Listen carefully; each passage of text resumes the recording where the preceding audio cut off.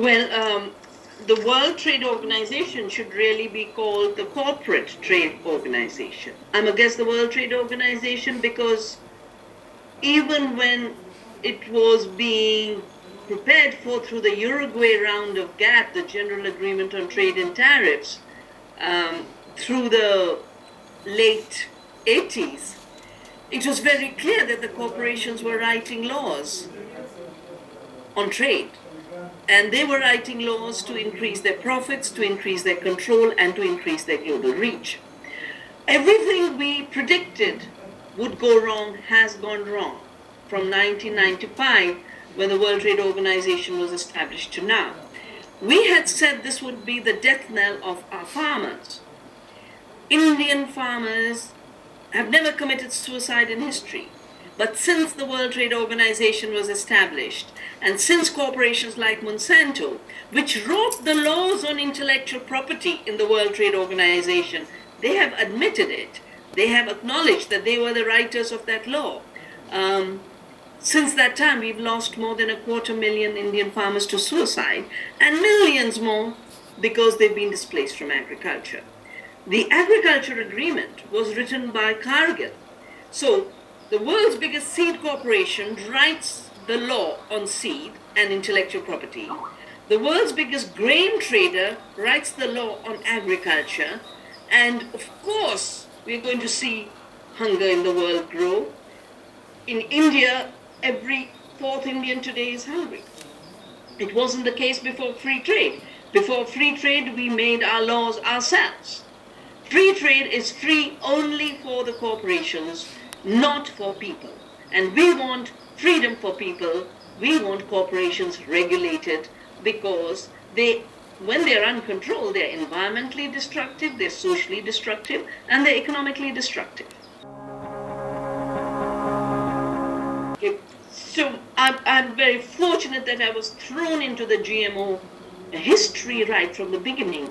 In 1987, I was invited to a conference where the corporations that today are pushing GMOs were talking about why we needed GMOs. And they said it very honestly. They said, if we don't do genetic engineering, we can't claim patents. And patents mean they claim an invention, and they can collect royalties, and they can prevent farmers from saving seeds. So their real intention was owning seed and owning life. Genetic engineering was the way for them to get there. And for every GMO planted, they collect a royalty, and that is why GMOs are being spread around the world. For Monsanto to be able to sell its own herbicide, Roundup, more by making Roundup-resistant seeds. Has this controlled weeds? No, we have super weeds. Half of America's farmlands are overtaken by super weeds created by too much use of Roundup. There are, of course, all kinds of other issues related to GMOs.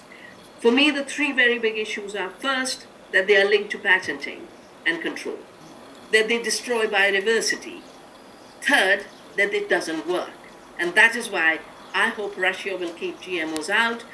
We have BT cotton in India, and that's where it's in the cotton areas most of the suicides are. We stopped the BT eggplant. I am now preparing a campaign to stop the GM banana. They want to genetically engineer banana with iron enrichment, and it is 3,000% less efficient than available alternatives that provide us iron-rich food. So it's an unintelligent idea, it's a greedy idea, it's a reckless. Now, what are public goods? Public goods are those services or goods that are vital to life. Water is one example, but health and education too.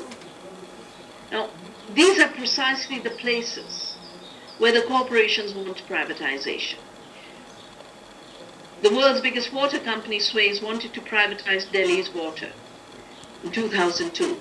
We had to build a very, very large campaign, and we managed to stop the privatization. The price of water would have jumped 10 times, as it did in Bolivia, where the reason Evo Morales is a president is because there was a water movement against privatization.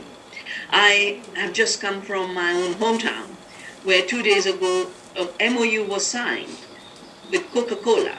Now, Coca-Cola privatizes water as a public good because it just steals the water. It mines 1.5 to 2 million liters a day anywhere.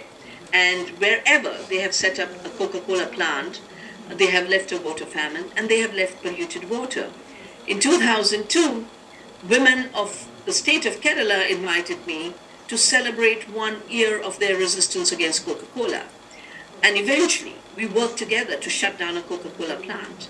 I've had to start the battle again in my own valley, where Coca-Cola would like to steal the water, grab the land, and destroy democracy. Every time a public good is privatized, it destroys democracy. Electricity has been privatized in Delhi. And what that means is where we were paying a 100 rupee bill for electricity, we are now paying 1,000 rupee bills. There are protests, there's anger, there's discontent everywhere. Public goods should stay in the public domain. That's where they belong.